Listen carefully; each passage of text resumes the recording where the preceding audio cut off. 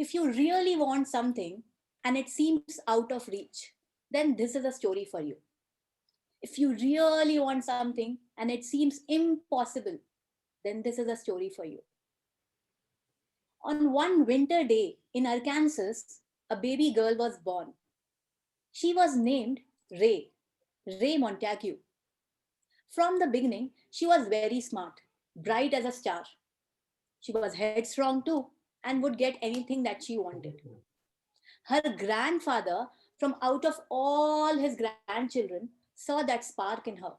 And he would say, Ray, study hard, and I am sure you'll outshine everyone. And one day, he held the hand of the 7-year-old Ray and took her to see a captured German submarine, which was captured by America in World War II. And that day, when Ray saw the real submarine, it changed her life forever.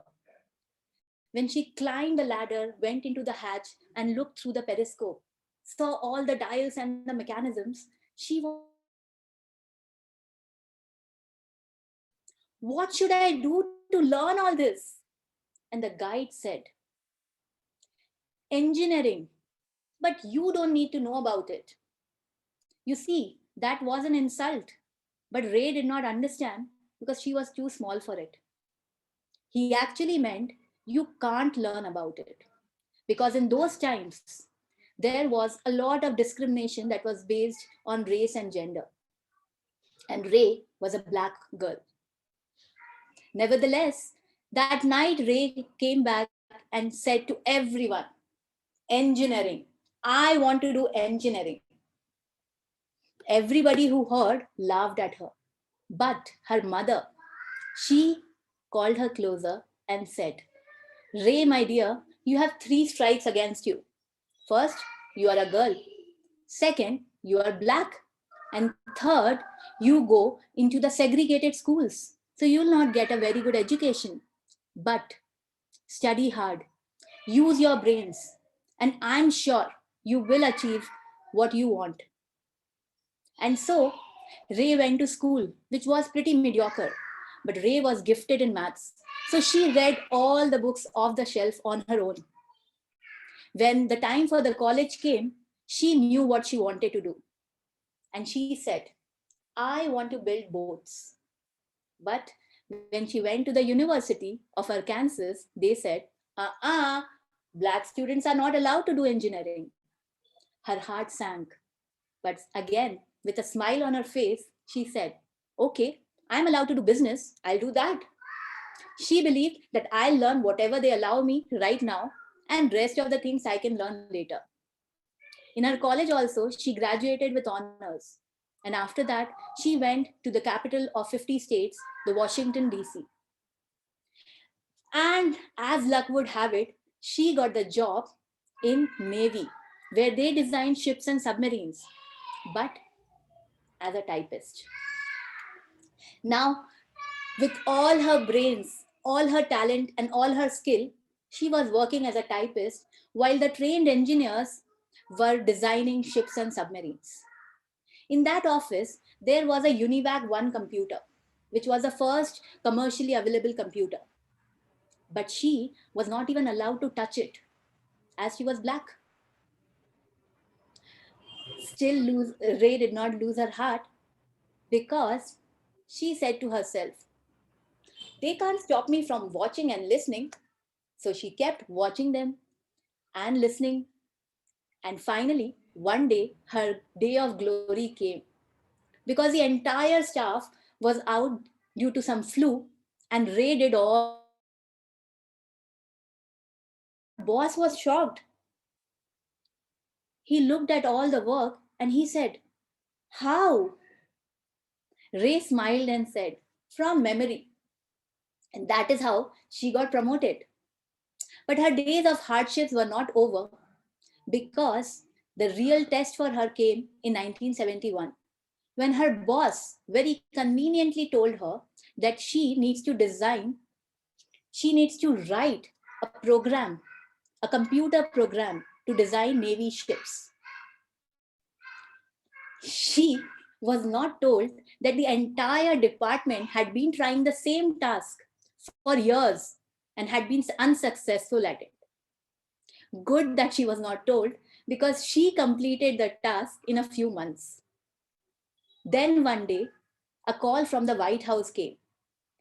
President wants a ship, a grand ship, quickly. You see, in those times, a ship design, simple design on paper, took 2 years because it required many measurements, many calculations. And Ray was given 1 month. And can you make a guess how much time did Ray take? She did not take the full month. She did not take some few weeks also. She completed the entire design, all the blueprints, in 18 hours, 26 minutes. All the engineers were stunned. Her boss had to tell her finally that her quick mind had saved the day. But again, hold your horses. Her days were still not glorified, because when the ship was finally sailing on the waters, only white men were allowed. She was not even given an invitation. Still, Ray kept her cool. With a smile on her face, she kept giving her best every day in the office. People would inquire, "We want to meet Ray Montague," expecting a man. And when they would see a woman, that too of color, they would be shocked, confused as to how a woman of color could achieve so much. Some people would mistake her for a maid also and order a drink. She would just smile and say, "Yeah, bring one for me too." With her quick wit and humor, she battled all the hardships. She faced all the difficulties with laughs. And finally, everything paid off when her discriminating boss, who had been so unkind to her in the beginning, made her the first woman to lead ship design. And she earned the title that she always wanted: Ray Montague, the engineer. And she says to everyone, if you have a dream, don't give up. You might have to take a different route. You might take a little longer. But if you focus, if you try hard, you will succeed. So, if you have a dream and it seems out of reach, then this is a story for you. Thank you.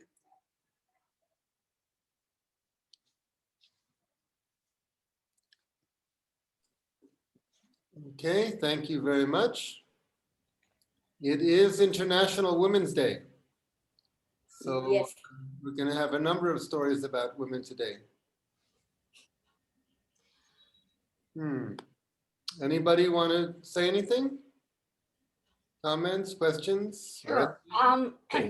I just a couple of rules to think about. One is at the beginning, it usually comes in threes. So find another reason why, if this, because it comes in threes. So anybody who's heard stories is looking for that third one and you didn't provide it. So it would just, whatever that third one is. Be careful. I think that you should look at your story from the standpoint of when the mother comes in and says, "This is how it is," 1, 2, 3, that would be the opportunity to put that piece of information. Otherwise, you're beating people with that this is about being prejudiced. Okay. People will get with that first part of the story that they're being prejudiced. But for a mother to explain it to a child is very legitimate. And so people would understand why it would be a learning opportunity. It has, you can do amazing things. Unfortunately, people judge this, whatever. So that rather than bringing it in before and then having the mother do it might make it the story stronger. When you were on I really liked when you were on the submarine and you had, you did the telescope and stuff. What might also be is the immensity. Okay. So for a little girl to see a submarine, it's immense. So like her eyes wandered like whatever you want to come up with. And maybe even where the submarine is, there's smells, right? So that she gets a whole visceral experience of this submarine, so that when she wants to do this, you understand why, because she's been impacted on all 5 levels with her senses.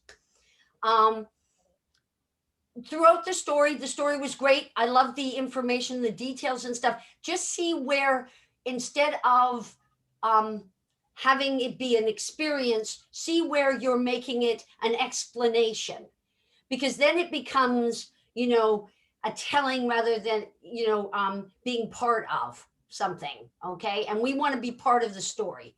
So like when you were doing this, that's being part of the story. You didn't, make it all about uh the telling. And that occurred a couple of times throughout the story, that you might want to just go through and see for yourself where it is. But it's a great story. I think we need to be telling these stories.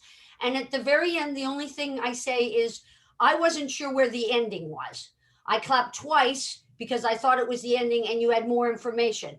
So build to that moment so that people clearly know, because people all together want to clap their hands and thank you, but they're like, oh well, and then they're missing something because they're thinking it's time. So but it's a great story. I'm glad it's getting out there.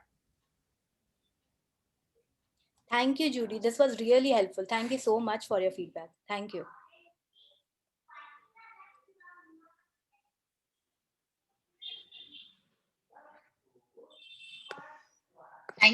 Thank you so much, Prakriti. It was such a lovely story, and what made it beautiful was the simple way that you were telling, and I could see that you were also in awe of this girl Ray, and you gave the same feeling to me. In fact, I've already Googled about her, so I need to read more about her. Thank you so much. And this is what a storyteller can do to the other, Yeah. There's a children's book called Ray Montague, the girl who had a mind for math. And Wow. if you have little children who you want to give, that's a wonderful picture book. I really loved it. So thank you so much. first I That's read such a that wonderful book, thing you and then told me about. Yeah. yeah. Thank you. Thank you again. Thank you so much. Yes, Prakrati, her name is Ray Montague. Is that it? Yes, Raye. Never heard of her, so that's wonderful. And I echo what Poonam said, that I really appreciate the joy you take in telling us about her, that you are sharing her with us and giving her to us as a gift. So really, really wonderful. Thank you, Barry. Thank you. Well, a story that has a lot of information and socially important information, it also does have to have drama. And I thought your story had a good deal of drama, because there were a number of, turning points where she could have given up, she could have gotten angry, but she kept her cool and she kept going. So, so I felt it had dramatic shape. Thank you. Can I say something? Yes, go ahead. I also want to say that one of the ways that that it was shaped is every time you said, she just smiled and she did this. Oh, and then with a smile on her face, she did that. And then each time you got either her courage or her irony. When you said, that she had a sense of humor, when she said, oh yeah, bring me a cup of coffee also, something like that. It was just, you made me like her, because she sometimes you smile and but you feel like lost inside, and she smiled and just kept going. So it was a different kind of smile. Thank you, Reena. Thank you so much.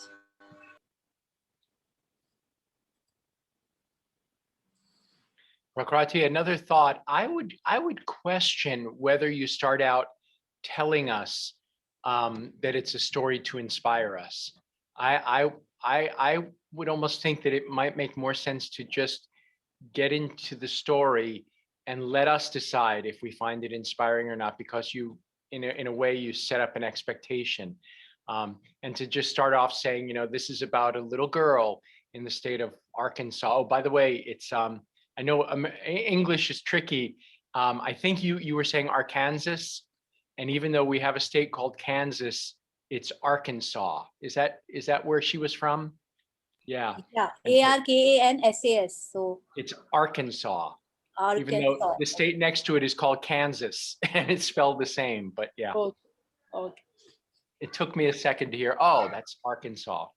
Okay. Actually, But I yeah, checked the pronunciation of Ray Montague because you were very confused with the pronunciation. But good that you pointed that out, Barry. I should have checked the Arkansas also. Small So thing. thank you Yes. so much. But I I'm would not, also, go ahead. I was just going to say, I'm not saying you shouldn't do it, but it's just a question about the value of telling us up front what we should think of the story. Yeah. I felt that way at the end of the story also. I got the point that you presented the story so well. The story was so clear that she didn't give up. And then to tell me twice, if you have a dream, don't give up, don't give up, don't give up. It's like diluting the effect of the dramatic impact that it had. It's like, again, telling me what I should do or feel or think. Right. So Fair enough. beginning and end, yeah, just tell the story. Point taken. Thank you.